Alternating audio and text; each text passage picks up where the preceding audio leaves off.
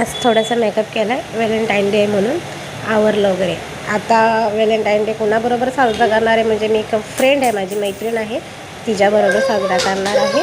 मस्त साडी वगैरे घातली मी, छान तयार वगैरे पण झाली आणि ती येणारच होती तेवढ्यात आणि मग हे तिला गिफ्ट घेतलं होतं मी, ते तिला दिलं आणि मग आपल्या तर संध्याकाळची देवपूजा वगैरे करायची सुरुवात झाली.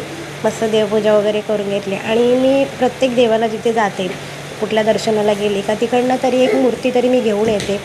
साईबाबांची मूर्ती झाली, आपल्या अक्कलकोटला गेली होती, अक्कलकोटवरनं अशी स्वामी समर्थांची मूर्ती घेऊन आली होती मी.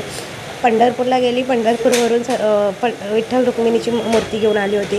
अशी खूप म्हणजे मी देवाला वगैरे गेली का तिकडनं कोणती ना कोणती तरी मूर्ती घेऊन येते, का तर घरामध्ये छान वाटतं. म्हणजे सर्व देवांचं आपल्याला सकाळच्यापारी दर्शन होतं आणि कापूर आणि दीप लावल्याशिवाय मला माझ्या घरात हे होत नाही. त्याच्यामुळे मी पहिलं कापूर वगैरे लावून घेते आणि संध्याकाळी आपल्याला शेवग्याची भाजी बनवायची होती.